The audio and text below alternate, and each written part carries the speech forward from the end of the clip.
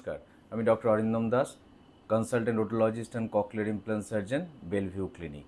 আজকে আমরা যে আলোচনাটা করব সেটি শিশুদের শ্রবণ শক্তিগত কিছু সমস্যা নিয়ে। অনেক সময়ই পেরেন্টসরা শিশুদের নিয়ে আসেন এবং যাদের বারবার কানে ইনফেকশন হচ্ছে বা হঠাৎ করেই সর্দি লাগলে কানে ব্যথা হয়, এই ধরনের সমস্যা নিয়েই প্রেজেন্ট করেন।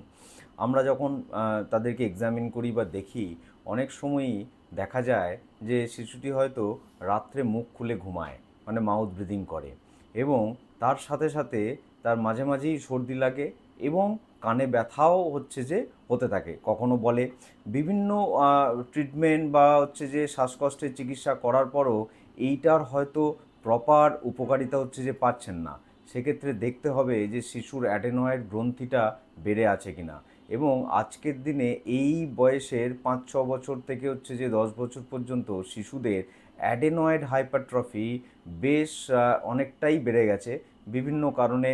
ওয়েদার, আপনার যে আবহাওয়ার পরিবর্তন, পলিউশন এবং বেশ কিছু কারণ গঠিতই এই অ্যাডেনয়েড হাইপারট্রফির মাত্রাও এখন কিন্তু প্রচুর পেশেন্টদের মধ্যে দেখা যায়। এই অ্যাডেনয়েড হাইপারট্রফি হলে কানে তার কেন প্রভাব পড়বে, এইটা হয়তো সব পেরেন্টসদেরই খুব কোশ্চেন্স থাকে। তার মেন কারণটা যে আমাদের দুটি কানই ইউস্টেচিয়ান টিউব দিয়ে যোগাযোগ থাকে নাকের সঙ্গে, যার মধ্যেই দিয়ে এই বায়ু চলাচল হয় কানের মধ্যে দিয়ে।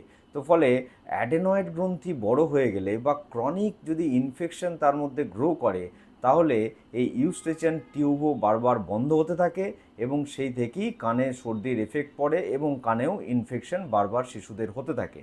ফলে আপনার শিশু যদি বারবার কানে ইনফেকশন নিয়ে ভুগছে, বারবার সর্দিতে ভুগছে এবং মাউথ ব্রিদিং করছে, মানে রাত্রেবেলায় মুখ খুলে ঘুমাচ্ছে, নাকে একটু আওয়াজ হচ্ছে, তাহলে এই অ্যাডেনয়েড গ্রন্থি রিলেটেড কোনো সমস্যা আছে কি না সেটি একটু দেখে নেওয়া দরকার বা তার একটু চিকিৎসা করানো কিন্তু আবশ্যক।